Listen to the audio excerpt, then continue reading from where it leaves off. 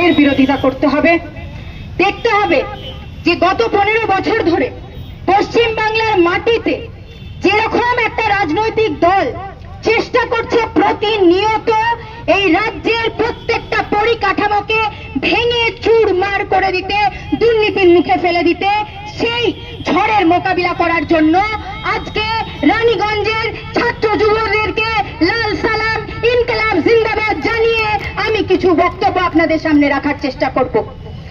আমরা দেখতে পেরেছি 2011-এর পর থেকে একটা ষড়যন্ত্রের মতো কাজ করেছে, যারা চেষ্টা করেছে প্রতিনিয়ত বামপন্থী শক্তিদেরকে ভেঙে চুরমার করার।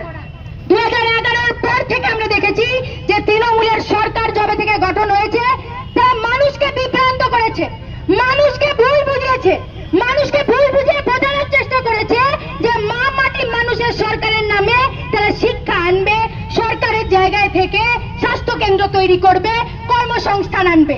কিন্তু 15টা বছরে সেটা রানীগঞ্জের মানুষ হোক, সেটা জামুরিয়ার মানুষ হোক, সেটা দুর্গাপুরের মানুষ হোক, এবং এই পুরো এলাকা জুড়ে, এই শিল্পাঞ্চল জুড়ে, এই পশ্চিম বর্ধমানের মানুষ হোক, প্রত্যেকটা মানুষ তিলে তিলে বসতে পারছে যে এই ষড়যন্ত্র কেমন ভয়ানক।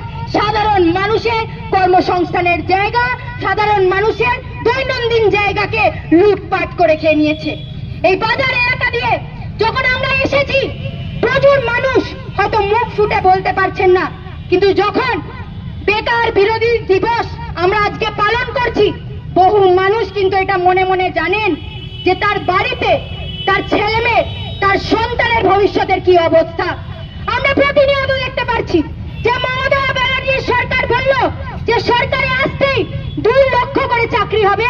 আজকে দিনে দাঁড়িয়ে থেকে প্রত্যেকটা কল কারখানা এই অঞ্চলে শেষ করে ফেলা হয়েছে, একটার পর একটা ছোট মাঝারি কারখানাকে বন্ধ করে দেওয়া হচ্ছে। আমরা প্রতিনিয়ত দেখতে পেরেছি যে সরকারি স্কুল, যে সরকারি স্কুলগুলোকে ভালো পরিকাঠামো দিয়ে আরো ডেভেলপ করার দরকার ছিল, মডার্নাইজ করার দরকার ছিল। আজকের সময় অঞ্চলে গেলে সরকারি স্কুলে কেউ পড়াতে চায় না। বাবা মাদের যদি জিজ্ঞেস করা হয় যে কাছের কোন স্কুল কোয়ার্টারে পাঠাচ্ছেন, তারা বলবে যে আমরা তো জানি সরকারি স্কুলে পড়াশোনা হয় না, আর সরকারি স্কুলে পড়ানো হলে আমাদের ছেলে মেয়েদের ক্যারিয়ার খারাপ হয়ে যাবে, তাই জন্য মডেল স্কুল, পাবলিক স্কুলগুলোতে পাঠানো হচ্ছে।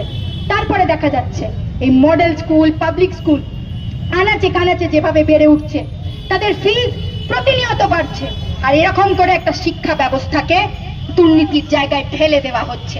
এটার সাথে সাথে আমরা পরিকল্পিতভাবে দেখতে পাচ্ছি যে কাটমানির যে জায়গা, দুর্নীতির যে জায়গা, সেই জায়গাটা কোথায় পৌঁছানো হয়েছে।